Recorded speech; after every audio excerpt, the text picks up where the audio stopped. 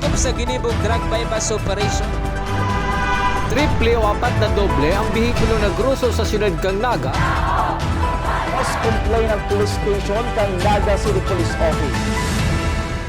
Newsbreak. Diyos marhay na hapon. Ako si Antoinette Eduardo. Uya ang detalyes kan bareta sa oras na ini. National Irrigation Administration Camarines Sur nagpaabot nin abiso sa mga parauma sa posibleng pagkulang-kulang nin tubig huli sa epekto kan El Nino sa masunod na mga bulan. Ang detalye sa report ni Jerome Breeze. Nag-abiso na aniya Camarines Sur sa posibleng pagkulang kan tubig sa mga umahan. Ninharos sa 75% katagod ka na mamatayan na init kan panahon sa nasyon.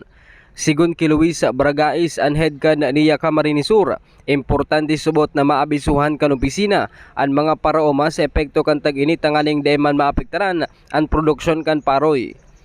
Kami ngunyan, inantisiparan niya na ang siringgan ng mga magiging senaryo na kung saan kung ang niya sa rungahin sa gobyerno na nakadepende sa bulos kan tubig sa salog.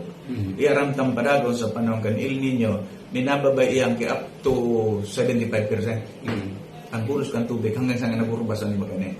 Ngunyan, inantisiparan niya na kung dai kita magtao mga abiso as in preparasyon sa mga paraoma, direktamente apektado ang produksyon kan paroy, ultimamente ang produksyon kan bugas. Daing Pilipinong pamilya ang nangungudto na mamanggi na mamahaw na daing bagas.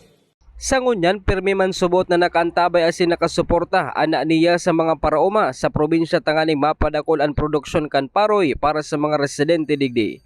Para sa Gen TV 48 Naga, Jerome Breeze, Newsbreak.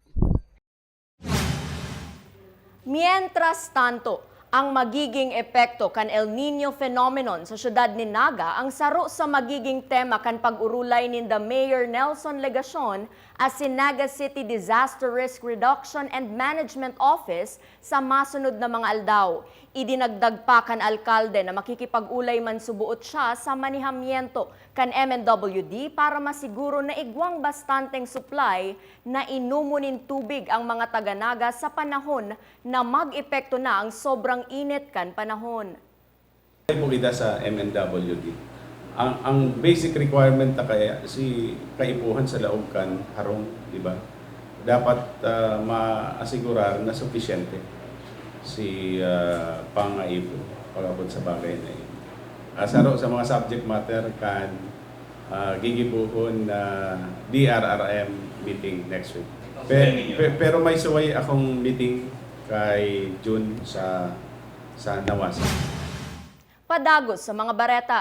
Arreglado Cup nagpapadagos sa banwaan in San Fernando, Camarines Sur. Ang detalye sa report ni Jerome Breeze. Katakod ka nagraraning piyesta sa banwaan in San Fernando, Camarines Sur, nagpapadagos ngunyan ang ginigibong Arreglado Cup sa tabang kan sangguniang kabataan asin lokal na gobyerno. Sigun kay Erwin Sibulo, ang SK Federation President kan San Fernando, basketball asin volleyball ang maaprobitsaran sa banwaan hanggang sa bulan kan Hunyo. Ang Arreglado Cup nabilog through punchline kang San Fernando, basta San Fernando, Arreglado, kaya na po ang Arreglado Cup. So sa Arreglado Cup, iba pong sarong category which is gabos pong barangay involved po sa Arreglado Cup, which is ang nag-iedad po is 18 to 30 years old. And ang kawat po is basketball, volleyball. Sa volleyball po may duwang category, same situation po. 18 to 30 years old, pero no age limit po. Taang mga players man po kang San Fernando, data man po mapirit na itong edad po talaga nila is mailaw po duman sa kawat po. Ang tigigpitan nila po is ang sa basketball po, which is 18 to 30 years old. Sigun pa Sibulo, importante na marahay ang nasabing pakawat para sa mga kahubenan tangaling mantinidong mabaskog ang lawas.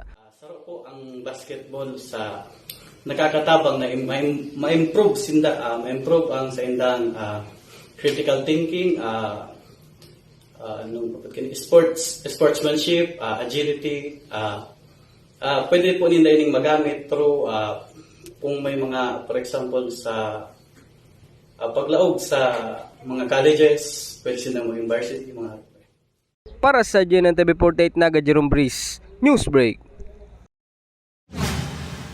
Yan ang mga bareta sa oras na ini. Padagosan ng mag-antabay sa GNN TV48 Naga para sa iba pang mga bareta. Ako si Antoinette Eduardo Dios Mabalos kan sa indong pag-antabay. Dakop sa ginibog drug bypass operation. Triple o apat na doble ang bihikulo na gruso sa siyudad kang Naga.